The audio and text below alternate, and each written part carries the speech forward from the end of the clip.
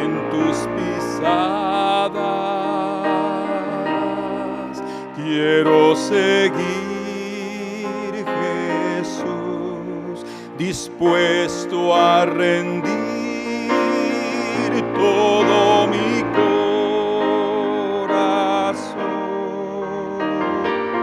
Pongo mi vida en el altar, Señor, y a tu reposo entraré.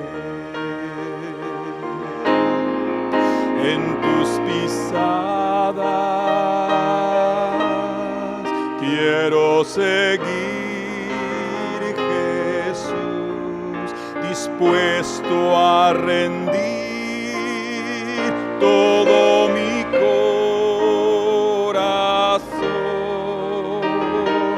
Pongo mi vida en el altar, Señor,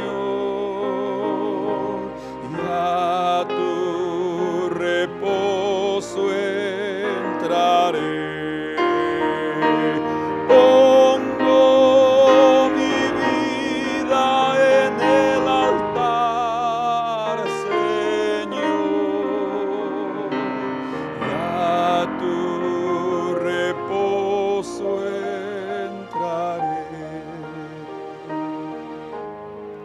Señor, es nuestra oración esta mañana. Queremos seguir tus pisadas.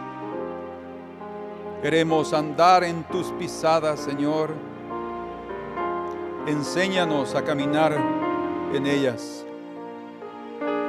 Danos ojos, los ojos de la fe, para verlas, Señor.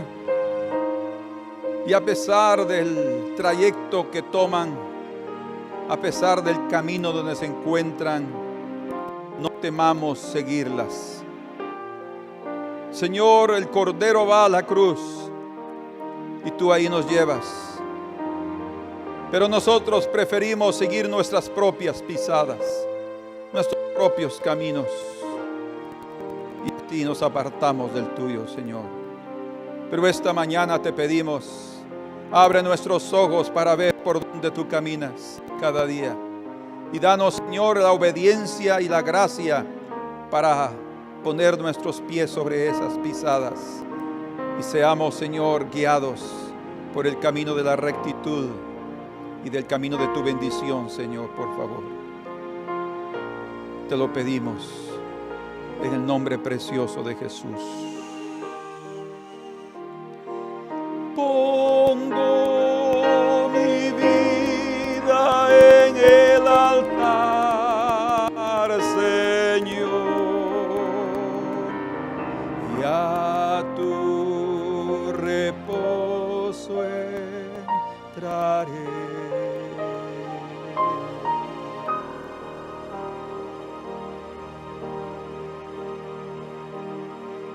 Amén. Esta mañana vamos a comenzar un estudio diferente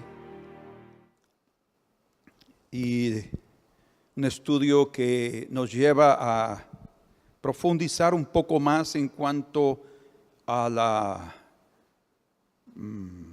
percepción de la presencia del Señor en nuestras vidas. Yo sé que todos nosotros podemos decir, sí, yo a veces he sentido al Señor cuando estoy orando, alabando, cantando en la iglesia, oyendo su palabra. Pero el Señor quiere que también sintamos su presencia cuando estamos haciendo cualquier otra cosa. Eso va a determinar que andemos por la bendición que Él tiene para nosotros cada día. Pero antes de entrar en detalle y darles el título de este estudio, que nos va a llevar tal vez unos 3 domingos, quisiera leerles el artículo que encontré en un periódico español que se llama El Mundo. Tal vez algunos de ustedes lo han oído o lo han leído. Y en una de las páginas sobre evolución y paleontología salió el día 27 de marzo de 2017 este artículo. Así dice literalmente: el Parque Jurásico existe, se encuentra en Australia. Se trata de una zona al noreste del país, en la llamada península de Dampier, donde se identificaron 150 huellas de dinosaurios agrupadas en 21 tipos de huellas diferentes, pisadas, en un tramo de unos 25 kilómetros. Las pisadas fueron encontradas en rocas, fíjense, con una antigüedad estimada de entre 127 y 140 millones de años. Es la estimación que hacen, tal vez por el carbono 14. A mí me da un poco de risa porque realmente creo que es una exageración en cuanto a ese periodo. Sin embargo, vamos a dejarlos ahí ellos con su artículo. Entre ese 1,5 centenar de pisadas fueron encontradas algunas de las mayores pisadas o huellas de dinosaurio del mundo. El largo de esas pisadas era de 1,70 metros, bastante grandes. En concreto, dice, una de esas pisadas corresponden a un saurópodo herbívoro de pescuezo de largo y supera el récord de la pisada que ya había sido encontrada de un dinosaurio carnívoro en Bolivia en 2016, en el mes de julio, que era de 1,15 metros de largo. El estudio sobre este descubrimiento, realizado por un equipo de la Universidad de Queensland, un equipo de paleontología, indica que se trata de un descubrimiento sin precedentes.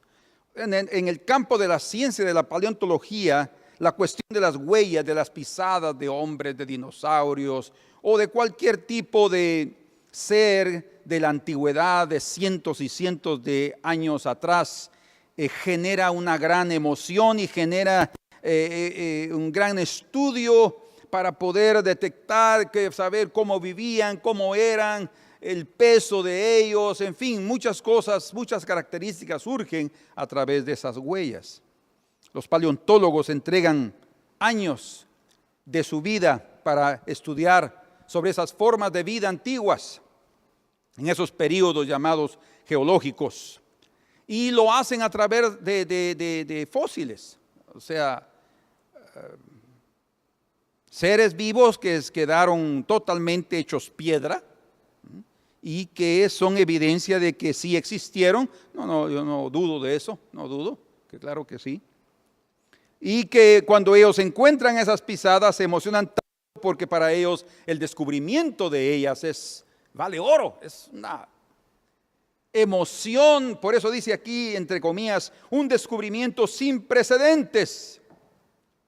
Y no hay duda que para ellos debe ser algo emocionalmente extraordinario.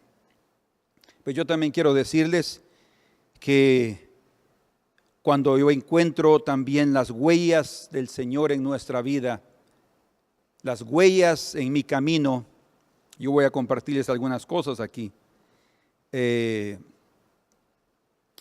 también me emociono y veo de una forma tan extraordinaria como el Señor ha estado en nuestra vida, y podemos decir que también somos paleontólogos espirituales, digámoslo así, desde un punto de vista, tratando de hacer una comparación.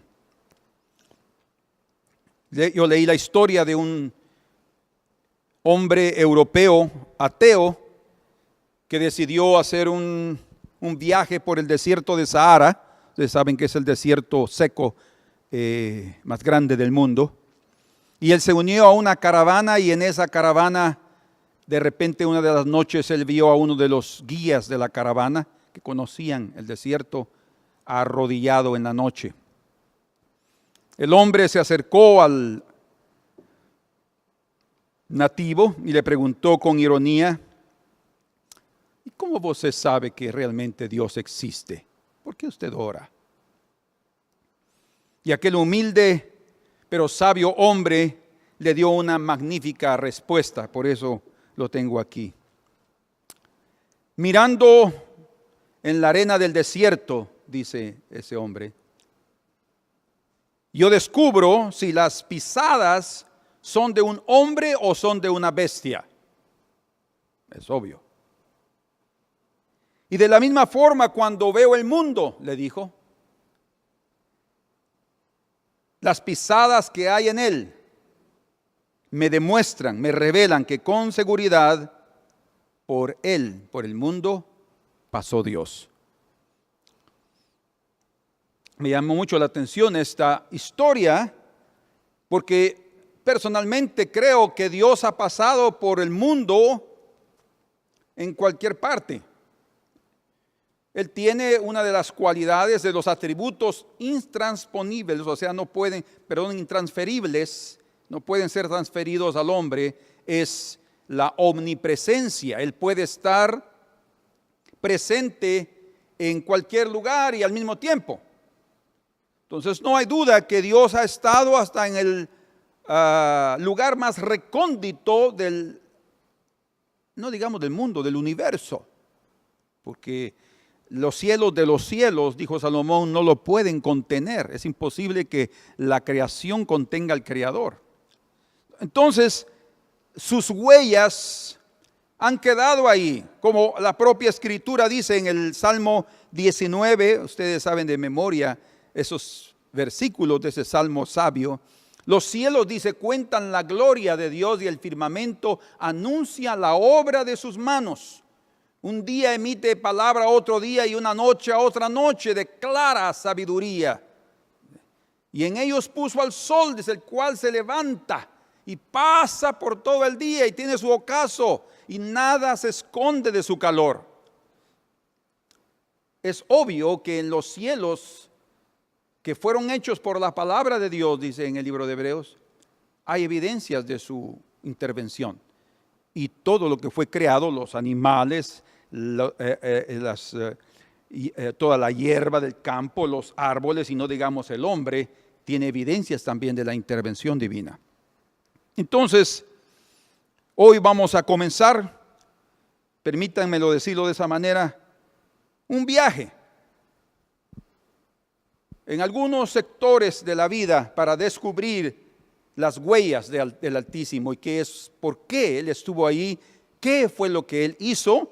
Y obviamente al encontrarlas veremos que en cada huella hay un mensaje que es conservado ahí y que es declarado y revela cada visitación, revela el carácter de la visita y también revela el propósito por el cual el Señor estaba en ese lugar. Desde el principio, no hay duda en relación a eso. En el libro de Génesis, para variar, vamos a comenzar en el capítulo 3 y en el versículo 7. Dice, vamos a leer del 7 al número 8. Y oyeron la voz de Jehová Dios que se paseaba en el huerto, dice. Ese verbo paseaba indica que él estaba andando por ahí. No era una ánima, un alma. Oyeron la voz y se escondieron. Si fuera un alma, pongámoslo de esa manera, ¿quién se va a esconder de un espíritu? No, él llegó ahí, como siempre los visitaba, y comenzó a pasear en el huerto al aire del día, dice, y el hombre y su mujer se escondieron de la presencia de Jehová. Nadie se puede esconder de la presencia del Señor. Pero ahí tal vez la idea era de que alguien que estaba viniendo ahí físicamente, en una de sus teofanías, de sus apariciones físicas, pudiera haber dado la idea a Adán y Eva que bien podían esconderse de él. El hecho es de que se escondieron de la presencia de Dios, dice, entre los árboles del huerto. Mas Jehová, Dios llamó al hombre y le dijo, ¿dónde estás tú? Bueno, no hay duda, y tal vez algún día tendremos esa oportunidad. Yo creo que la eternidad no va a ser tan aburrida, porque el Señor va a mostrarnos a todos los que no formamos parte de diferentes épocas cómo Él se manifestó y va a ser glorioso. Creo que una de las cosas más maravillosas va a ser poder ver cómo Él lo hizo en el huerto del Edén, en el jardín que Él preparó para ese par de seres, esos esposos que estaban ahí. Pero es interesante que aquí diga que ellos se escondieron entre los árboles del campo. Árboles que Dios mismo había ordenado que brotaran de la tierra. O sea, en otras palabras, que Él mismo crió. Él crió los animales. Cuando Adán estaba ahí entre los animales poniéndole los nombres, yo no tengo ninguna duda que la inspiración también vino del Señor. Él lo ayudó. O sea, la inteligencia, algunos dicen, no, Adán era tan inteligente que él pudo encontrar exactamente el nombre indicado para ese animal. Por eso elefante es elefante, porque así le cabía bien.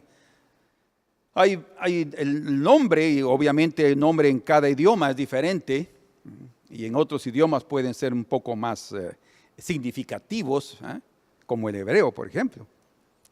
Entonces, no había manera de cómo esconderse de Dios, y ellos estaban allí entre los árboles, y el Señor los encontró. Cuando está diciendo, ¿dónde estás tú? Él no estaba ignorante de dónde ellos estaban, ya los había visto. Es como cuando un padre está jugando escondite con sus hijos y ellos están ahí escondidos debajo de la mesa y con la cabeza bien agachada, pensando que el papá no los está viendo, y el papá sí los mira, pero él está ahí, ¿dónde están? ¿Dónde están? Así llegó el Señor. Y los encontró andando por un camino que Él no quería que frecuentaran. Los encontró y Él vio huellas. El Señor vio huellas desde que llegó, desde que dijo Adán. Él ya vio las huellas de ellos dos acercándose al árbol de la ciencia del bien y del mal. Y sí, definitivamente, cuando Él llegó, obviamente ya lo sabía, Dios ya lo sabía. Pero ahí estaban las evidencias. O sea, el hombre tampoco puede decir, ni siquiera nos acercamos. No había oportunidad. De hecho, gracias a Dios, ellos fueron honestos con Dios. Abrieron su corazón.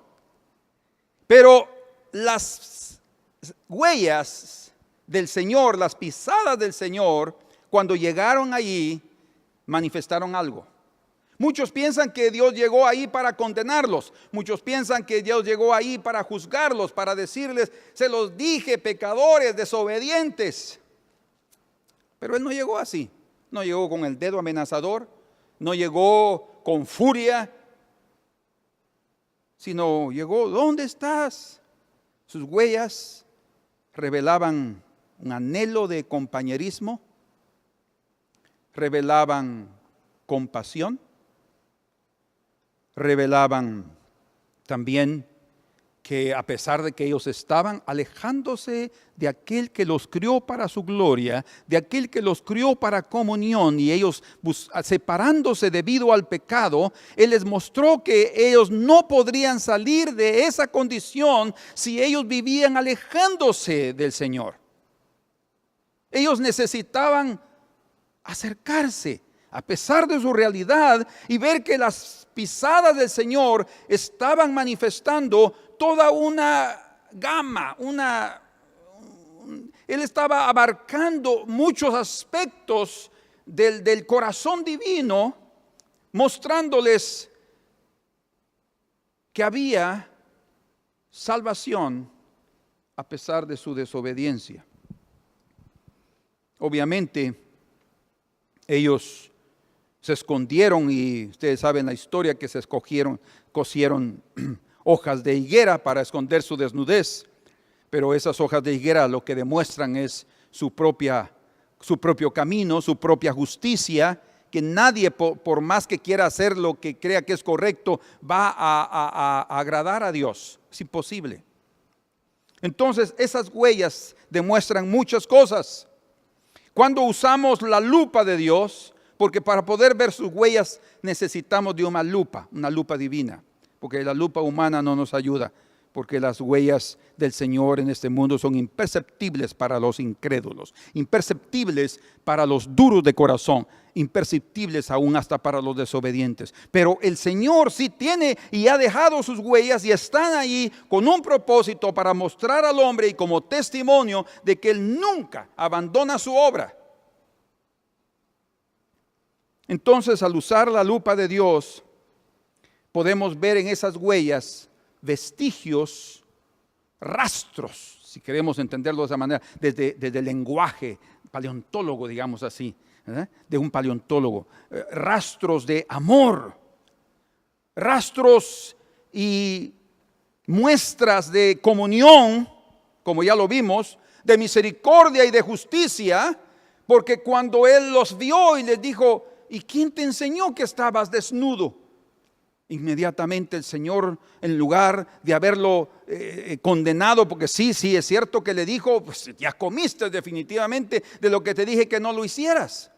Pero Él se fue y dice al final, después de toda en el Génesis 3:24, que Él va a un lugar, sacrifica a un animal y de las pieles de ese animal, que pudo haber sido un cordero, como símbolo del Cordero de Dios que quita el pecado del mundo, cubrió la desnudez de Adán y Eva y lo sacó de su paraíso, de su jardín, del jardín de Dios, porque no era el jardín de ellos. Lo sacó, pero lo sacó con su vestidura, como diciéndoles, ustedes han caído en desobediencia, han fallado, han querido andar en sus propios caminos, pero a pesar de eso, yo los voy a buscar. Los voy a buscar y les voy a mostrar mi misericordia.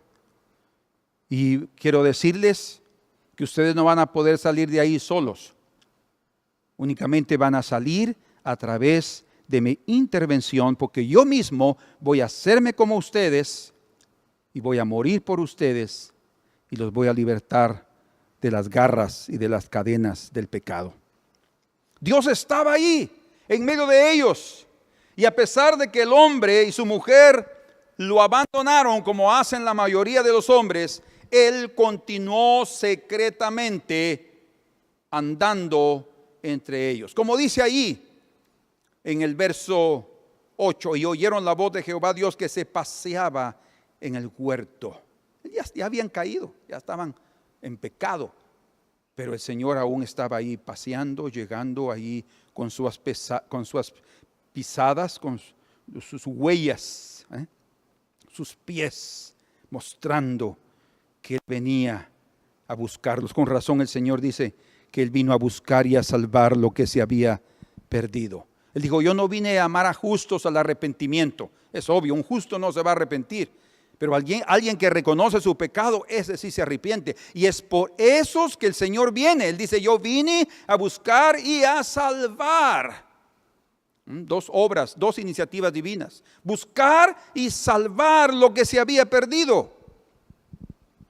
Y fielmente el Señor hasta el día de hoy ha suplido las necesidades humanas, físicas, emocionales y principalmente espirituales. Si hay un hombre está perdido y anhela de Dios, Él va a buscar la forma de poder enviar un ángel, como lo hizo con Cornelio. Y dice, llama a llamar a Pedro, Él te dirá palabras que te salven a ti y a tu familia. Cuando Bernabé y Saulo iniciaron el primer viaje misionero, salieron de Antioquía de Siria. De ahí se fueron al puerto del Mediterráneo y tomaron un barco y se fueron para Salamina, que es la primera ciudad de entrada en Chipre. De ahí se fueron a pie por todo el litoral sur para evitar las montañas, porque Chipre es muy montañoso. Se fueron toda la orilla y llegaron hasta el otro extremo de la isla, a la capital que se llamaba Pafos. Y ahí encontraron a un hombre llamado Sergio Paulo, un romano que quería oír la palabra de Dios.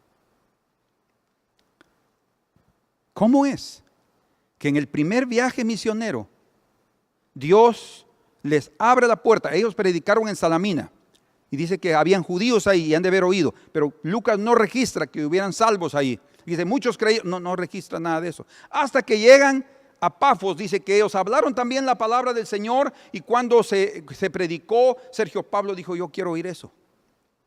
Es muy probable que el Señor también haya visto a ese hombre necesitado, un gobernador más un hombre necesitado de una posición alta, pero reconociendo su necesidad, mandó a llamar a Pablo, a Bernabé y a Pablo, y quería oír la palabra del Señor, y la oyó, y él creyó. Dios va a hacer todo lo necesario para enviarnos el socorro, la ayuda necesaria para aquel que reconoce que necesita de Dios, que reconoce su condición y que lo busca. Dios no va a abandonar a nadie que está necesitado. Por eso Él dice que Él vino a llamar a los pobres. Él vino por los pobres, por los necesitados, por los enfermos, porque los sanos no necesitan de cura. Por eso está el Señor allí.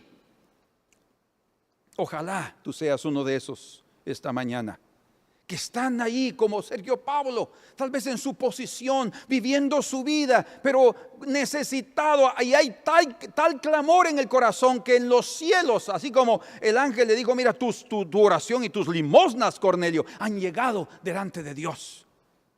O sea, el Señor sí ve, y Él visita, que el Señor pueda visitarnos esta mañana, cada uno de nosotros, y pueda dejar, como ha dejado huellas, sus huellas en toda su creación, podamos nosotros también verlas en nuestra propia casa, en nuestro cuarto de oración, al lado de nuestra cama de enfermos, llegando Él, o al lado de nuestra silla o banco donde nos sentamos en la iglesia. Ahí Él ha pasado tratando de ver quién está necesitado, porque no es una cuestión solo de estar ahí, sino con el corazón entregarnos para que Él pueda tocarnos y cambiarnos. Cuando Pablo está hablando a los romanos, él deja bien claro que no importa si tú eres creyente o no, si mueres con fe o mueres sin fe, nadie podrá justificarse delante del Señor. Ya lo hemos dicho, creo que lo mencionamos en el mensaje pasado. Pero aquí hay un pasaje en Romanos capítulo 1, verso 18, que quiero que lean conmigo. Dice ahí, verso 18 del capítulo 1 de Romanos: porque la ira de Dios se revela desde el cielo contra la impiedad e injusticia. Ira contra la impiedad e injusticia de los hombres. No está hablando de los creyentes, está hablando de los hombres que detienen. Oigan, ¿cómo así? ¿Pueden ellos detener con injusticia la verdad? O sea, en otras palabras, la verdad surge, la verdad brota. De hecho, podemos decir que todo verdadero científico honesto va a descubrir que en la propia naturaleza y en el mundo existen evidencias claras que todo fue creado por un creador, un Dios universal, que no es fruto. Yo no creo que nuestra creación fue fruto de la evolución, a pesar de que la Iglesia Católica a través del Papa ya reconoció que podría ser el medio utilizado por Dios para crear al hombre. Pero es imposible. Es más, creo que el hecho de que exista evolución significa que no existe pecado. Eso es una de los más terribles argumentos que pueden ser levantados a través de la evolución. No, nadie tiene pecado. El pecado es una utopía, es mitología de los religiosos.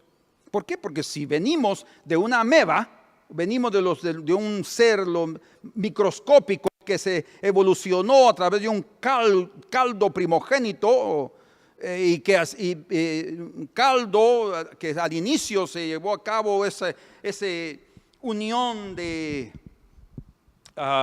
componentes microscópicos, y luego vino el pequeño ser, y luego un batracio, y luego esto y lo otro. Entonces, sí, definitivamente, ¿cómo vamos a encontrar pecado allí?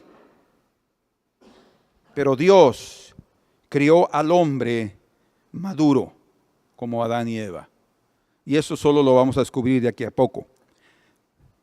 Pero los hombres de fe sí lo pueden ver.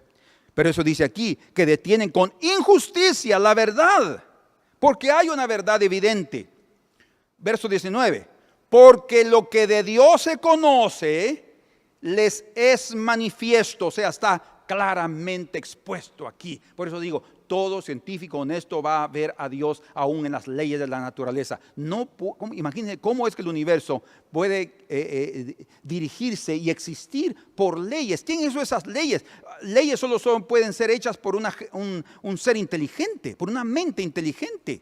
Leyes establecidas. Si se pierde esa ley, hay un caos. Hay teorías no son leyes.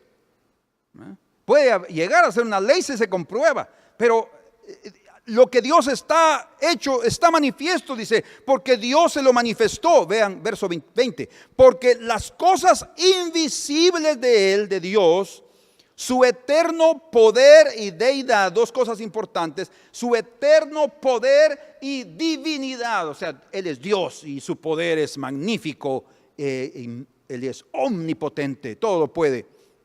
Se hacen claramente visibles desde la creación del mundo. Aquí está. Siendo entendidas por medio de las cosas hechas, de modo que no tienen excusa. Nadie se va a poder disculpar y decir, pero Señor, yo nunca te vi, nunca. Cuando estabas en la montaña no pudiste verme. Ay, Señor. Cuando estabas en el mar no pudiste verme. Como el Señor hablando a su siervo Job en el capítulo 38 del libro, Él está diciendo y le pregunta, ¿y dónde estabas tú cuando yo escondí el granizo? ¿Sabes tú dónde yo escondo el granizo? ¿Sabes tú dónde yo guardo las tinieblas? ¿Y sabes tú?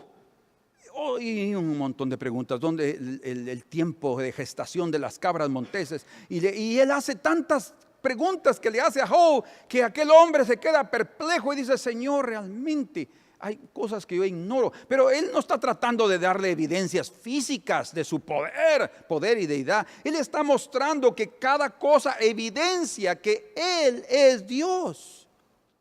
Por eso dice en el verso 21, pues habiendo conocido a Dios, o sea, sí hay Dios, pero a mí no me interesa. Por eso dice, detienen con injusticia la verdad.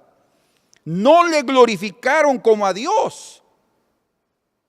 ¿Por qué? Porque eso dependía dejar a un lado muchas de las cosas, pensamientos humanos, como idolatría y otro tipo de situaciones e inmoralidad.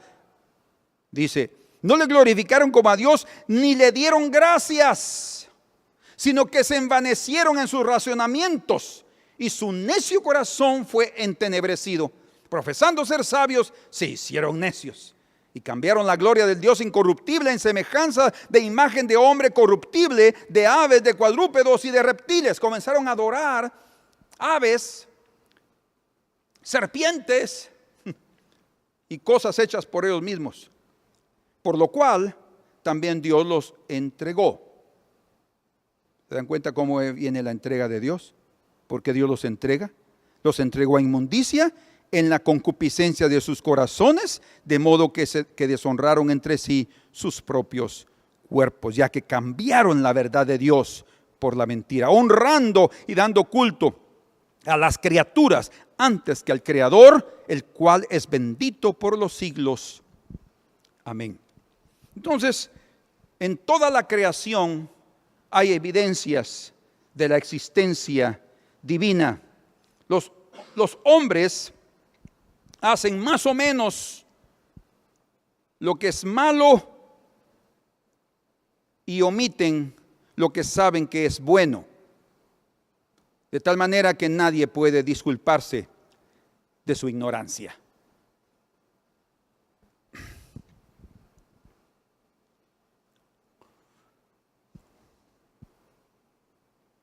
En el Salmo 77 encontramos qué fue lo que sucedió cuando Dios libertó al pueblo de Israel de Egipto. La creación es como cuando Jesús anduvo en el mar, sobre las aguas.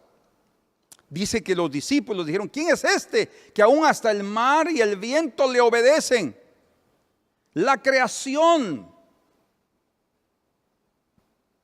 conoce a su Dios. Como los propios demonios decían cuando Él se acercaba: nosotros sabemos quién eres.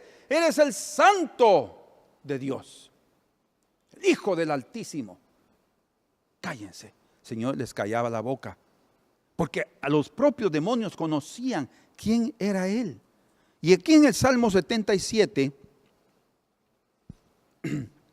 dice: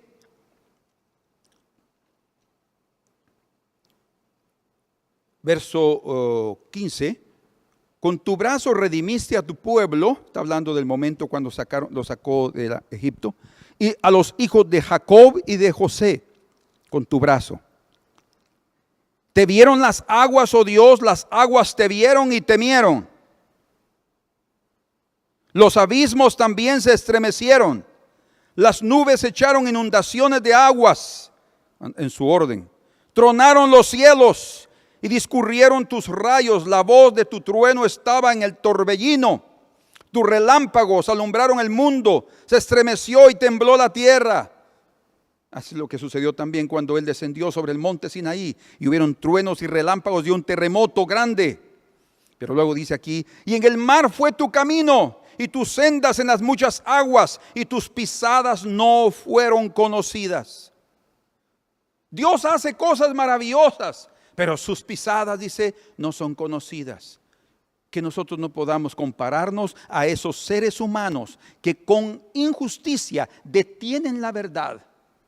Que podamos ser de aquellos que cuando Dios se ha manifestado con justicia podamos declarar la verdad diciendo: Señor, tú te has movido aquí en medio de mi vida y me has dicho esto y te has manifestado a través de esto y me has enseñado estas lecciones, Señor. Y luego dice: condujiste a tu pueblo como ovejas por mano de Moisés y de Aarón.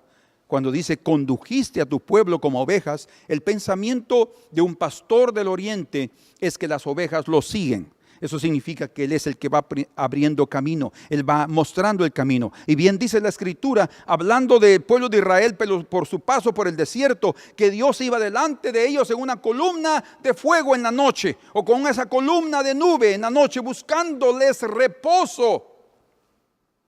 Él iba guiándolos, Él iba diciéndoles por dónde tenían que ir. Y hermanos, es eso exactamente lo que cada uno de nosotros necesitamos: seguir sus pisadas. Pero para eso necesitamos tener un corazón perceptible para verlas.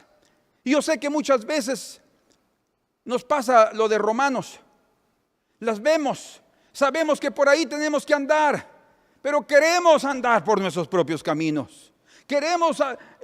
Obedecemos al corazón, pero que Dios pueda dar a cada uno de nosotros esa gracia para poner nuestros pies sobre esas pisadas santas del Altísimo, y podremos también caminar por ese camino precioso e impedir que los anhelos de nuestro corazón sean cumplidos, sino que andemos en esos caminos preciosos. Quiere decir entonces que cuando Dios anda en su naturaleza, la naturaleza lo percibe. Si esa, llamémosle así, materia inerte, piedras, lo que sea, o los propios árboles, el viento existe por el movimiento de rotación de la tierra, las corrientes, todo. Si la tierra parara, todo se pararía. Pero a pesar de eso, los vientos le obedecen, el mar le obedece. Yo he puesto un límite, dice, al mar cuando puso la arena ahí. Dice, aquí no pasan. Y pueden haber grandes tormentas y venir grandes olas, pero de ahí se tienen que regresar. Porque hay una orden. Dios domina sobre eso. Y hermanos, para entrar a un detalle interesante sobre esta cuestión de las huellas de Dios en la naturaleza, Quiero contarles de un artículo que ya hace mucho tiempo fue dado a conocer, desde 1980, en la década de los 80. El artículo es de un doctor que era consultor de la NASA en esa década, el señor llamado Harold Hill. Y él dio a conocer que cuando estaban haciendo cálculos exhaustivos para detectar la posición exacta, fíjense, la posición exacta del Sol y de la Luna y de los diversos planetas del sistema solar, y ellos estaban haciendo esos cálculos para todo el milenio que venía por delante, porque ellos tienen planos, ¿verdad? Hay un plan, hay un objetivo, y era enviar sondas y satélites y todo eso, y ellos querían impedir, sin saber la trayectoria de esos astros, impedir que los que ellos iban a mandar chocaran con ellos, o sea, invadieran sus propias órbitas. Entonces tenían que hacer cálculos para colocarlos en órbitas indicadas para existir siempre un orden y no crear un caos ahí arriba y solo para destruir lo que ellos podían enviar. Entonces el objetivo era el lanzamiento de satélites con la finalidad de evitar esa colisión entre cuerpos celestiales. Él revela que la NASA con sus supercomputadores detectó que faltaba un día en la historia del universo. Un día en la historia del universo, no del mundo. Porque es obvio, dice que el Señor dio el sol para de día y testigo de día y la luna de noche. Son sus testigos y la luna influye en la marea y tiene tanto el sol con sus ondas que envía solares. También si no tuviéramos el protector magnético que la Tierra tiene, podría destruirnos con calor terrible. Entonces hay muchos aspectos que están ahí manifestando la protección divina. Dios ha hecho todo de tal manera que seamos protegidos. Que el hombre pueda estar haciendo todo para destruirlo, ese es otro tema. Pero mientras ellos estaban ahí en esos cálculos, se dieron cuenta que los computadores encontraron que hacía falta un día. Otra vez, solo para que veamos cómo es que la ciencia honesta puede llegar a la conclusión que algo sucedió en esta tierra y que es una evidencia de la intervención de Dios entre los hombres. Ellos estaban pensando que había una falla en los computadores. Tenían 2 grandes computadores IBM para hacer esos cálculos. Y entonces mandaron a llamar a los técnicos que llegaron para revisar las máquinas, el hardware y el software, y se dieron cuenta que todo estaba bien, que no estaba nada malo, todo estaba funcionando correcto. Entonces la falla no es ni física ni de programas. ¿Cuál es entonces? Y de repente dice que uno de los que estaban allí en medio de ellos les dijo que él se recordaba que en la Biblia hablaba de un día que fue detenido el sol y las estrellas. Y entonces a través de un programa que ellos también tenían, comenzaron a buscar una concordancia, porque nadie ahí realmente podría haber leído la Biblia como deber, tal vez sí lo había hecho, pero no se recordaba exactamente dónde estaba, y encontraron en Josué capítulo 10 y versículo 12, que dice ahí,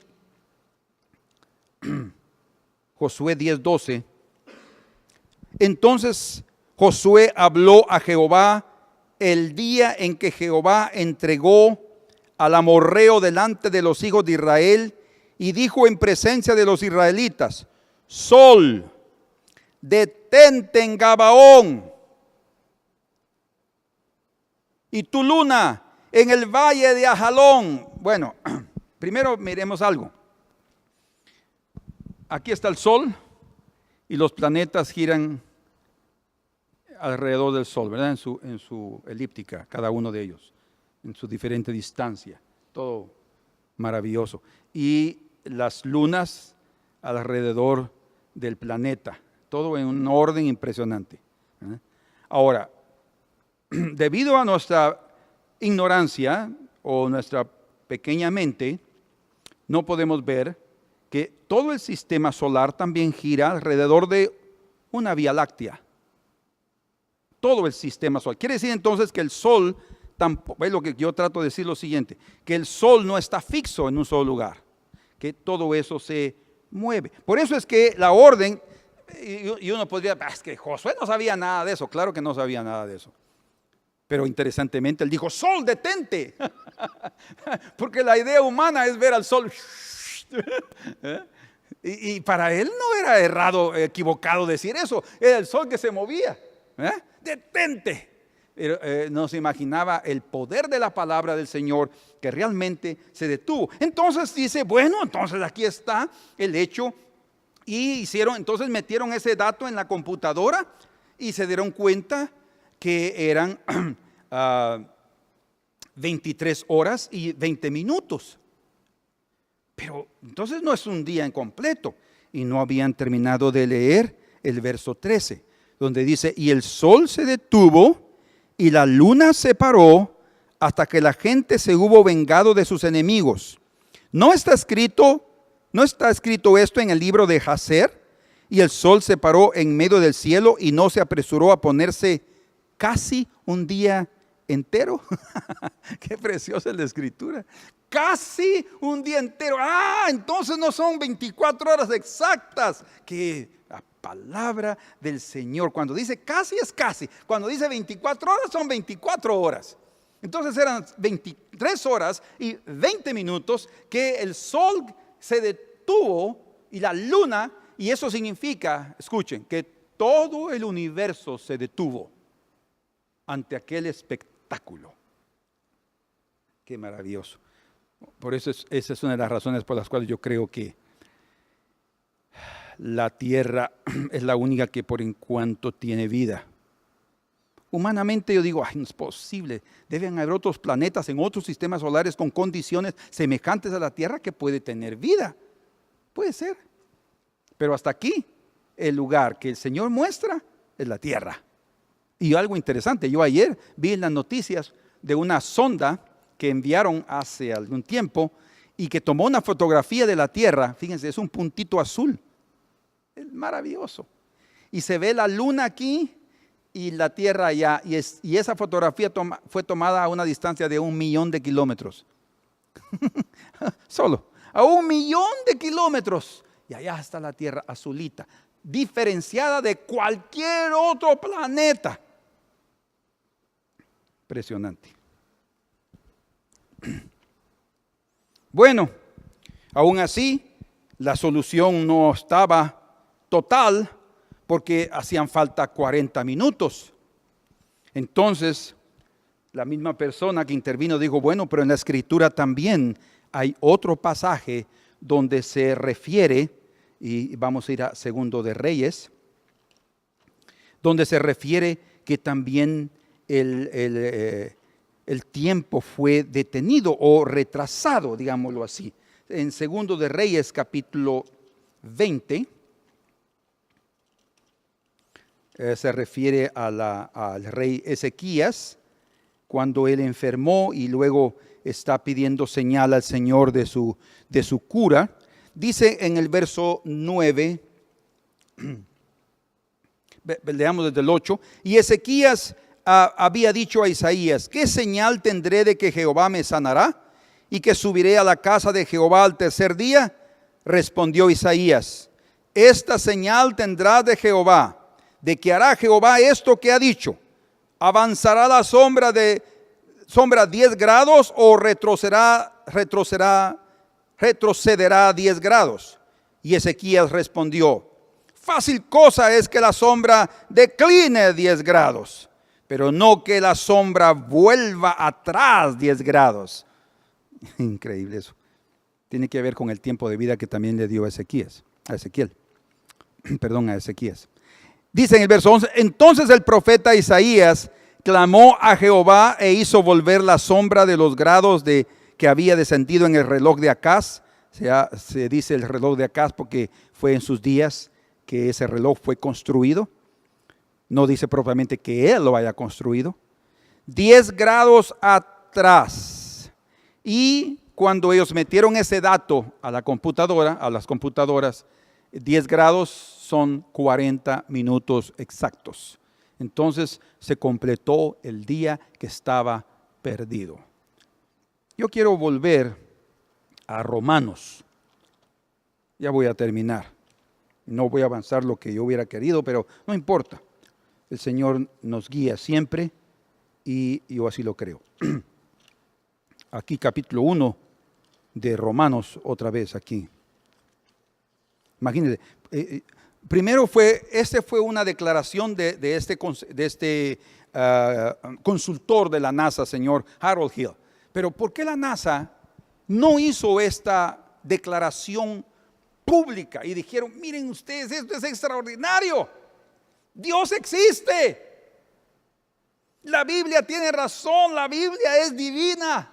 Fue inspirada por, no es un invento de los hebreos. No. Pero es exactamente lo que dice aquí. Porque la ira de Dios se revela desde el cielo contra toda impiedad e injusticia de los hombres. Y pongámosle aquí, entre los hombres de ciencia, que detienen con injusticia la verdad. ¿Por qué no declararlo? ¿Por qué no decirlo abiertamente? ¿Dónde está Dios? Yo sí he oído y he leído de científicos honestos. Hay un científico muy famoso, americano, pero de origen japonés. Se cree que él es el sustituto o el nuevo Albert Einstein de la contemporáneo. Es un genio en cuanto a ciencia, él es físico. Y él dijo ya abiertamente que Dios existe. No, es imposible. Él tiene conflictos con la religión, pero él sí cree que es imposible no creer que Dios no exista.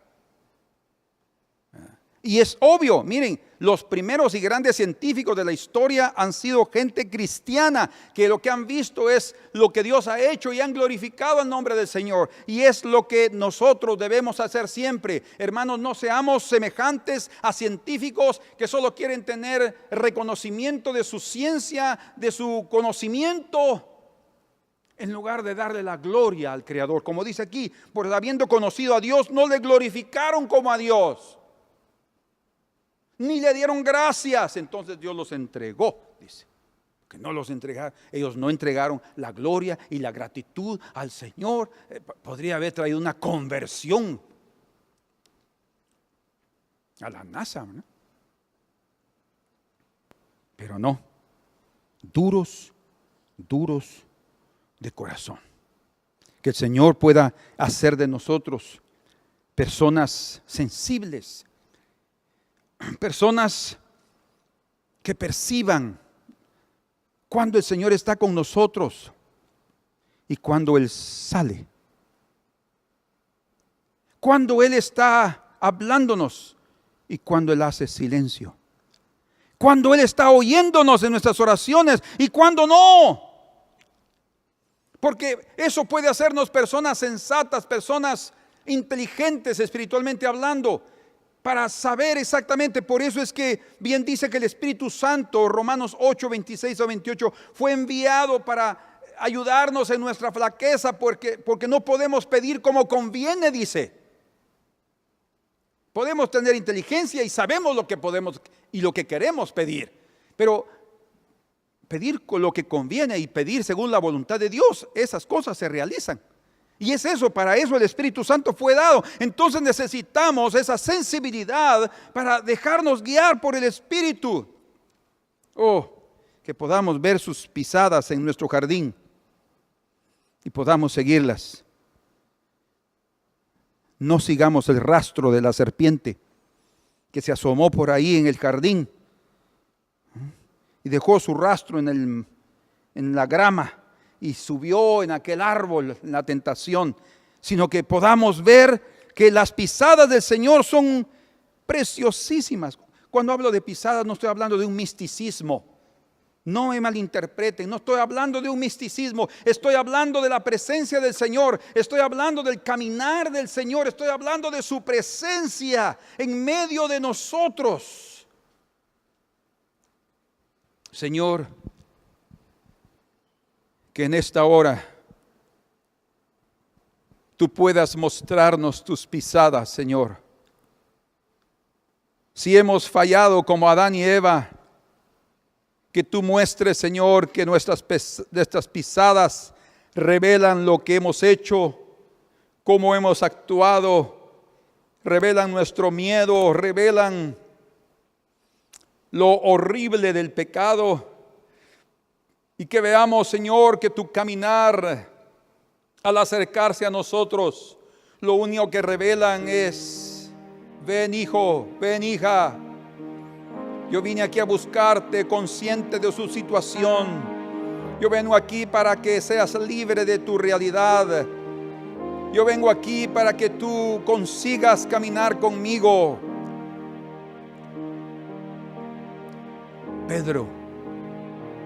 Pedro dice que Él nos ha dejado ahí sus pisadas para que las sigamos. Y está hablando de su ejemplo. El ejemplo del Señor son sus pisadas. ¿Cómo lo hizo? ¿Qué hizo?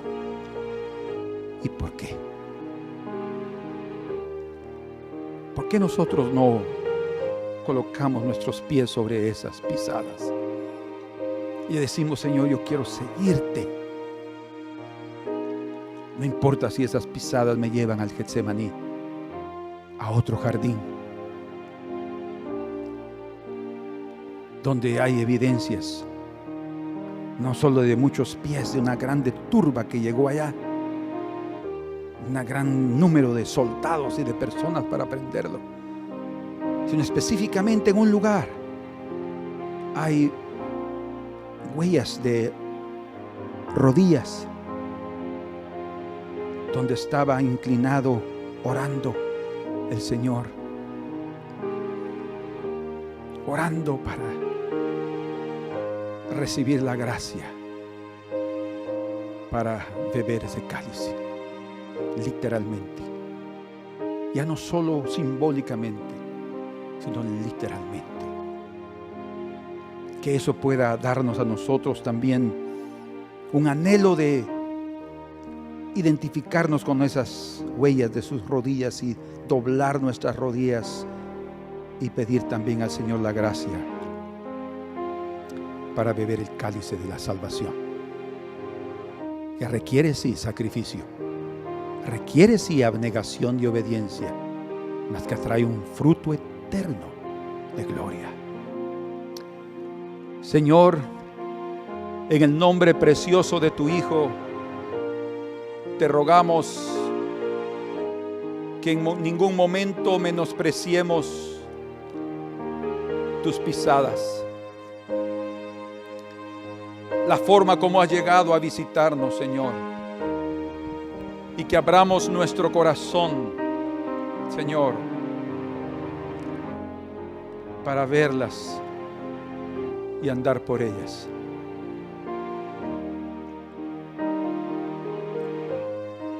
Toca, Señor, la vida de mi hermano y de mi hermana.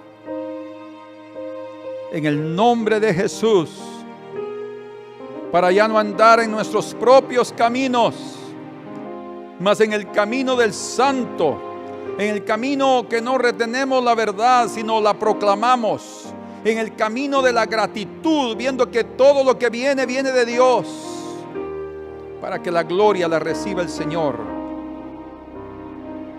Y en lugar de ser entregados a nuestros caminos, seamos recogidos por el buen pastor para ser parte de su rebaño. Gracias esta mañana, Señor, en el nombre precioso de Jesús.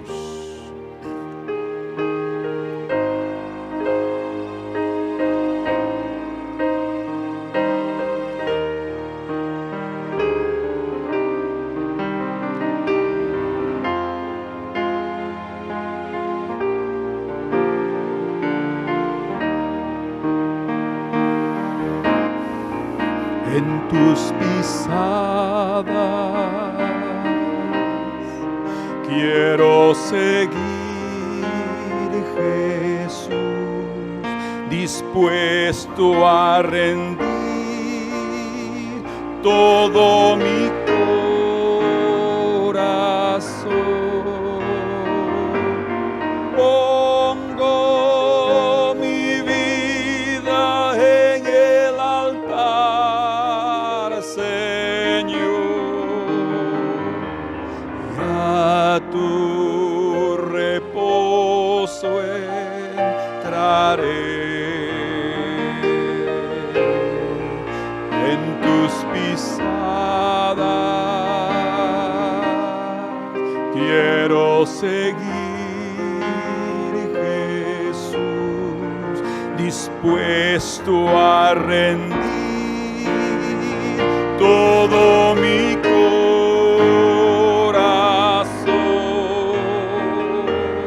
Pongo mi vida en el altar, Señor, y a tu reposo entraré. Pongo mi vida en el altar, Señor, y a tu reposo entraré. Venid a mí, los que estáis trabajados y cargados, porque yo os haré descansar. Yo os haré descansar. No vivas más con tus cargas. No vivas más afligido con tus pensamientos. Ven al Señor y descarga allí tu yugo y deja que Él coloque su yugo, que es suave y leve, para que ese yugo de Cristo te lleve por el camino de los mansos. Porque solo los mansos están dispuestos a llevarlo aquí en el cuello, en la cerviz, que es símbolo de la voluntad humana. Que Dios nos ayude y podamos decirle, Señor, que cuando vengas a mi jardín, yo siga tus pisadas y no las mías. Amén. Que Dios les bendiga, y si el Señor lo permite, seguiremos con este estudio el próximo domingo. Amén. La paz del Señor.